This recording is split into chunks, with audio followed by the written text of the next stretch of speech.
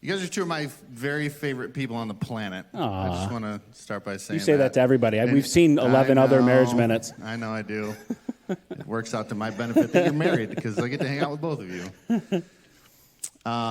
Wait, you guys are married about the same time as Megan and I, right? Yep. Yeah, we'll be 21 years on June 1st. That's right. Yes, that's worth it. All right, so what have we learned in 21 years? What have we learned? Give us a little insight into the health of your marriage. Well, first of all, I'm Jim, and that's Carrie, and we're the DeWolfs. And we've been married for 21 years. We have never had any kids. Just wasn't in the cards for us, I guess. And at first, it was a struggle for us, I think, but we reconciled with that, and we realized that God was going to use us in some different ways, and we've embraced that. But I think we've learned a lot. We kind of have an interesting perspective. Our first 10 years of marriage, we both grew up Catholic, and we went to church every Sunday, and we knew God, and we knew all about God. But I would say that it wasn't until we came to a saving faith that we were able to bring God probably fully into our marriage. And so we have a unique perspective because half of our marriage, Jesus was not at the center of our marriage, and half of our marriage he was. So we're able to kind of work through some things differently and have like a couple of different perspectives, which I think we want to share with you guys today. But I mentioned that we were supposed to do this back in December, so this would have played better then. But for those of you that were here the weekend after Thanksgiving, I shared that really difficult moment that we had in our marriage, and we're still working through this. But she was in charge of bringing leftovers home from my brothers, and stuffing is my absolute favorite thing in the world as far as Thanksgiving goes. And she's like, I got the leftovers, don't worry about it. So we get home, and I look inside the fridge, and I'm like, where's the stuffing? Oh, I didn't grab any stuffing. I don't like that. So we've been going through, Dan sees us, twice a week right now, and we're trying to work through this. So we had something lined up for a few weeks ago, but then things got pushed off a little bit. But I'm going to let my wife kind of share her little stuffing analogy here because she likes to be creative a little bit. And so you guys have heard me enough. So I ended up going to the store and getting Jim. I'm going to throw him under the bus. He loves box stovetop stuffing. Exactly. I like the real stuff too. I don't hate that stuff. Yeah. But one of the things I think is important to talk about, and Jim and I feel strongly about, kind of putting this out there, is I think everyone going into marriage, getting ready for marriage, dating, going through your wedding planning. We've been married 20 years, like Kaylee and Jackson have been married just a couple years. Danielle and Mike are going to get married in a couple weeks. And I think we all think that marriage is like a box of stovetop stuffing. It's all packaged. It looks good. You add water and you're good to go. And especially see it on Instagram and Facebook. Everyone is just putting their box of stovetop forward and not really showing the contents of their true marriage, right? So we are just so focused on presenting a unified front for a marriage. But I think Jim and I really want to show you what our marriage is really like at home. So I really went and got some true stuffing, okay? So we had the breadcrumbs, we have the butter, we have the onions, and we have the Bell seasoning, right? So Jim and I season our marriage very well, but there have been some very tough times where we have been crumbled like stuffing dried out breadcrumbs, okay? And there have been times where we have not had much to give each other but breadcrumbs. We have been in marriage counseling, I think twice, okay? Starting out very early. No, I love his mom. They're Italian, so it was a little rough with having mom part with son, and we've worked through it. She's going to watch this, so she knows where I'm coming from. Hi, Mom.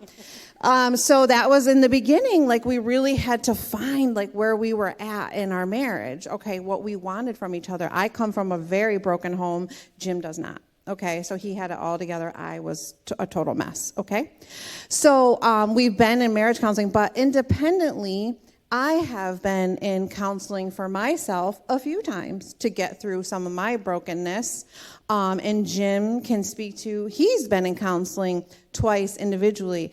And it's so important to put this out there in our Marriage Minute that it is okay to seek counseling for your marriage. And it is okay to tell your spouse or your fiance or whoever at whatever point that you need to seek some outside counsel. And that is okay. And I think sometimes in the church we kind of feel like, ooh, we can't let anyone know that we're struggling. But you know what? Jim's in counseling. He's in counseling right now. I just got out of a couple of years of counseling. And it is okay. So what Jim is going to talk about is kind of where we're at with our stuffing, okay? So and what makes our Yum Yum stuffing so good at 20 years into our marriage? Yeah, that's good stuff.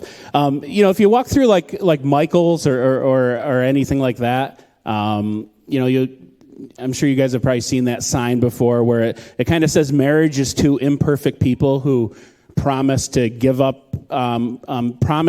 give up on each other. Or give up on their imperfections. Right, yeah. One thing that I mentioned, we went from 10 years of marriage without Jesus and 10 years of marriage with Jesus in our relationship. One thing that surprisingly changed to me is we're both still imperfect.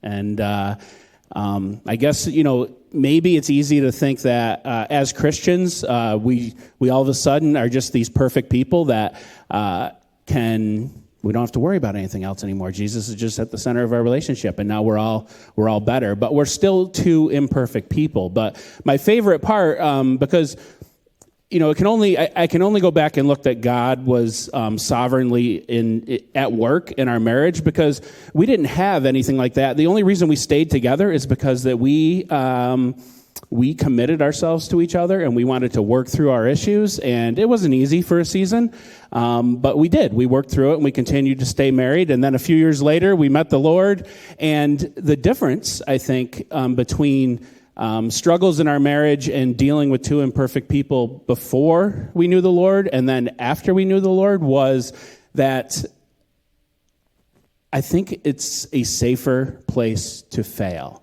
We know now, because that's what God, I think, reveals to us as we're in a relationship with Him, that we are imperfect people. And it's only because of the work of Jesus that we are seen in the eyes of God as perfect. And because of that, it makes it easier for me to reconcile Carrie's imperfect way more than I am, but it makes it definitely easier for me to deal with that. But in all seriousness, because I am pretty imperfect too, I used to have a lot of anxiety that, all right, when I failed, my wife was going to leave me. And I'd be like, oh, babe, are you okay? Do you still love me? Are we okay? Is everything okay?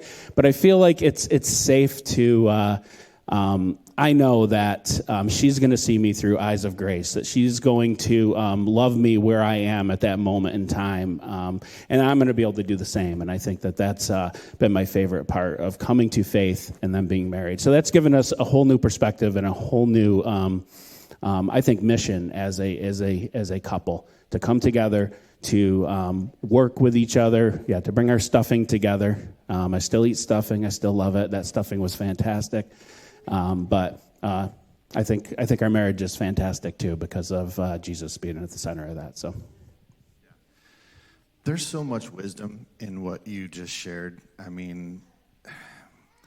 Think about, the level of humility and honesty and authenticity just presented there. That's where God works. You notice that?